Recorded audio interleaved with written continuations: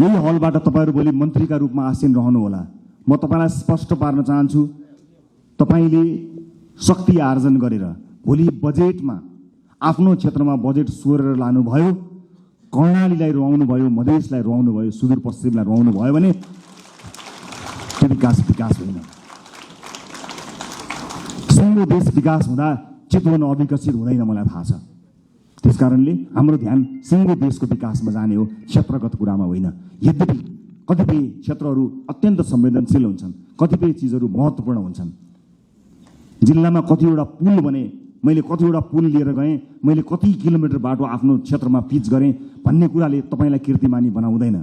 मैले अघि भने जस्तै कर्णालीमा बाटो पुग्यो कि पुगेन, कर्णालीमा अस्पताल बन्यो कि बनेन, कर्णालीमा सुत्केरी आमाले बाटोमा मृत्युवरण गर्न पर्यो कि परेन, मधेसमा भित्री मधेसमा शिक्षाको उज्यालो पुग्यो कि पुगेन, स्वच्छ खानेपानी पुग्यो कि पुगेन, बालबालिकाहरूले पोषण पाए कि पाएनन्।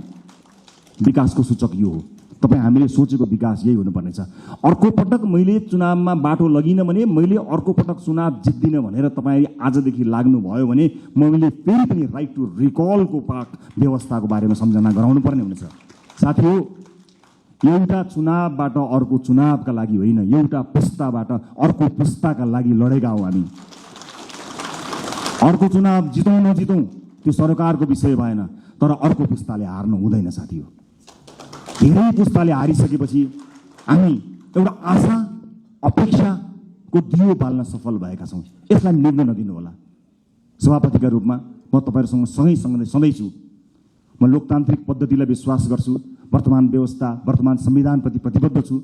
शासकीय स्वरूपमा सामर्थ्य पुग्दा केही न केही सुधार चाहिएको छ भन्ने कुराको हामीलाई हेक्का छ, तर वर्तमान व्यवस्था, वर्तमान परिवर्तन, वर्तमान संविधानप्रति हाम्रो प्रतिबद्धता डगमगाएको छैन, डगमगाउनेवाला पनि छैन र यहाँहरूले पनि त्यसलाई डगमगाउन दिनुहुने छैन भन्ने मैले विश्वास लिएको छु। इतिहास रचनामा एउटा मान्छे, एउटा नेताको हात हुँदैन, एउटा पार्टीको हात हुँदैन। इतिहासको कालखण्डदेखि यहाँसम्म विभिन्न पुराना राजनीतिक दल र नेताहरूले त्याग र तपस्या गरेर आज हामीलाई यो दिन ल्याउनु भएको छ। उहाँहरूका कयौँ व्यतिथिहरूप्रति हाम्रो प्रश्न हो, तर इतिहासले उहाँहरूले दिनुभएको योगदानलाई नजरअन्दाज गर्ने, त्यसलाई अपमानित गर्ने हक हामी कसैलाई पनि छैन। म ससम्मान इतिहासमा उहाँहरूले दिनुभएको योगदानका लागि उहाँहरू सबैलाई स्मरण गर्न चाहन्छु। पुराना राजनीतिक दल, पुराना सम्पूर्ण नेतागणहरूलाई म यही मञ्चबाट धन्यवाद दिन चाहन्छु र म यति भन्न चाहन्छु, इतिहास तपाईँले लेख्नुभयो, भविष्य हामी बनाउँछौँ। हाम्रा अभिव्यक्तिहरूमा कुनै पनि राजनीतिक दल र विपक्षीहरूप्रति कटाक्ष भयो भने त्यो अनर्थ हुन जानेछ। आज विजयको उन्मादमा हाम्रा समर्थक साथीहरूले विजयी भएका कारण, अत्यधिक मत आएका कारण विपक्षीहरूप्रति विभिन्न माध्यमहरूमा, सञ्चार माध्यम लगायत सार्वजनिक माध्यमहरूमा जुन ढङ्गले अभिव्यक्ति दिइरहनु भएको कता कता देखिएको छ, त्यो कदापि स्वीकार्य छैन। विजेता हुनुको अर्थ जिम्मेवार हुनु हो, विजेता हुनुको अर्थ छाडा हुनु होइन। विजेता हुनुको अर्थ विपक्षीहरूलाई कटाक्ष गर्ने अधिकार प्राप्त गर्नु होइन, त्यो लोकतन्त्रको चरित्र होइन। त्यसकारणले हामीलाई माथि धेरै आरोप लागेको छ। आज तपाईँहरू सबैलाई साक्षी राखेर म यो आरोपलाई खण्डन गर्ने जिम्मेवारी तपाईँहरूको काँधमा पनि बाँड्न चाहन्छु कि रासोपालाई प्राय अराजक छन्, रासोपा समर्थकहरू अत्यन्त धेरै असहिष्णु छन्, सामाजिक सञ्जालमा गाली गलोजमा उत्रिन्छन्, व्यक्तिगत गाली गलोजमा उत्रिन्छन्, छुनै हुँदैन, बोल्नै हुँदैन, गाली गरिहाल्छन्। त्यस किसिमको एउटा छवि बनेको छ। म सम्पूर्ण समर्थक साथीहरूलाई बताउन चाहन्छु, अब त्यसबाट बाहिर निस्कनुपर्छ। रासोपाले प्रशिक्षण गर्न पाएको छैन। 3 वर्षमा आक्रमण झेल्दै आएको रासोपाले आफ्ना सदस्य साथीहरूलाई राम्रोसँग प्रशिक्षित गर्न पाएको छैन। तर यही समाजका पात्रहरू भएको हुनाले तपाईँले समाजका विभिन्न तह र तबकामा लिनुभएको प्रशिक्षणले तपाईँको व्यक्तिगत आचरणलाई देखाउँछ। त्यसकारणले सम्पूर्ण रासोपा समर्थक साथीहरूलाई म जिम्मेवार भएर अभिव्यक्त हुन सामाजिक सञ्जाल, सामाजिक प्लेटफर्महरूमा, सार्वजनिक प्लेटफर्महरूमा अत्यन्त जिम्मेवार भएर प्रस्तुत हुनको लागि अनुरोध गर्न चाहन्छु। यो रासोपाले जितेको होइन, यो देशले जितेको हो।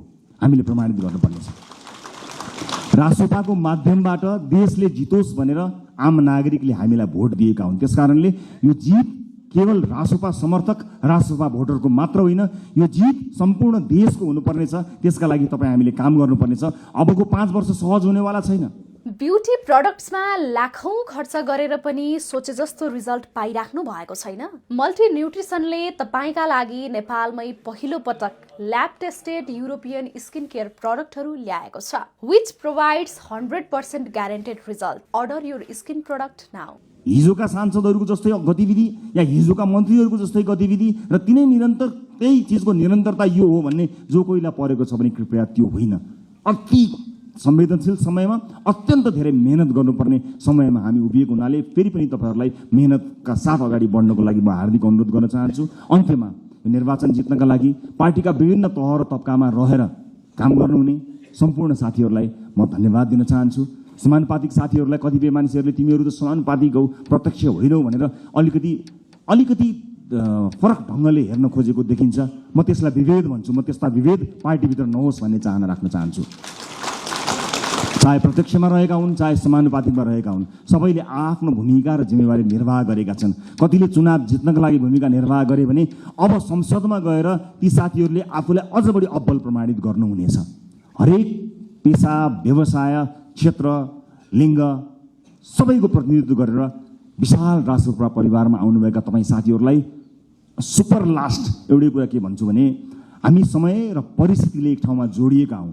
हामी यो राजनीतिक दल थिएन, हामी यहाँ गोलाकार हुने थिएनौँ भने अलग किसिमका मानिसहरू थियौँ। हाम्रा साथीभाइ अलग थिए, हाम्रो सङ्गत अलग थियो, हाम्रो काम अलग थियो, हाम्रो पेसा अलग थियो।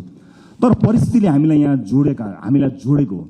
जोडिसकेपछि एज अ टिम प्लेयर एउटा सामूहिक खेलाडीका रूपमा तपाईँ हामीले काम गर्नुपर्नेछ। व्यक्तिगत रूपमा कसैको आचरण, बानी व्यवहार, स्वभाव हामीलाई मन पर्नु नपर्नु बेग्लै कुरा हो। तर यतिखेर हामीले हेर्ने भनेको देशको संविधान हो, संसदको नियमावली हो, पार्टीको विधान हो।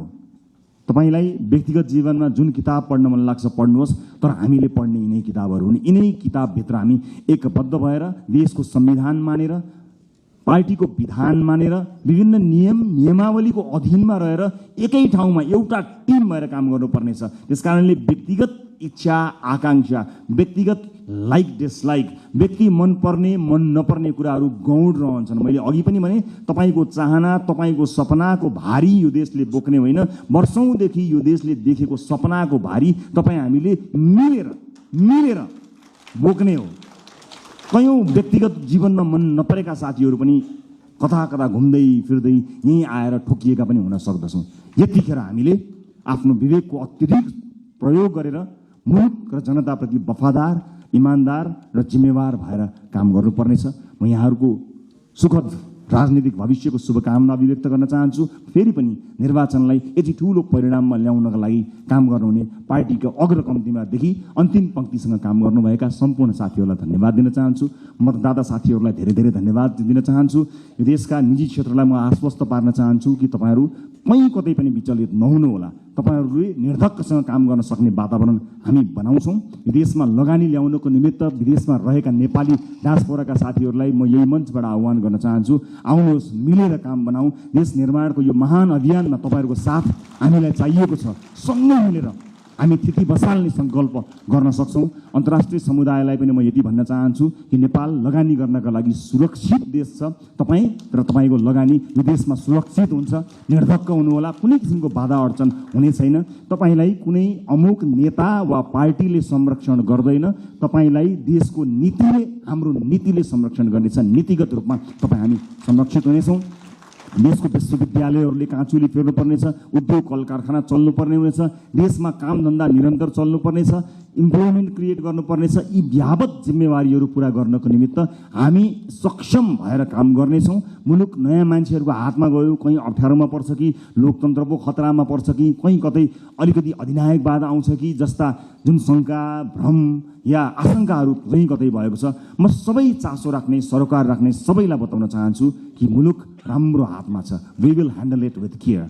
हामी यसलाई एकदमै केयरफुल्ली, यो जनताले दिएको मतलाई अत्यन्त प्रेमका साथ, अत्यन्त सौहार्दका साथ, करुणाका साथ र अत्यन्त चनाखो भएर हामी काम गर्नेछौँ। सुशासनमा नयाँ मानक स्थापना हुनेछ र मुलुकलाई आर्थिक समृद्धिको बाटोमा हामी निरन्तर लिएर जानको निमित्त अहोरात्र काम गर्नेछौँ। हस्, फेरि पनि यहाँहरूलाई यो उपस्थितिका लागि, यो विजयका लागि र यो प्रतिबद्धताका लागि धेरै धेरै धन्यवाद दिन चाहन्छु। तपाईँ हामी सबैको जय होस्। जय देश, जय गणतन्त्र।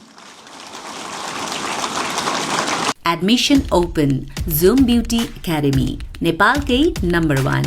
22 वर्षको अनुभवको साथमा 100% जब ग्यारेन्टी।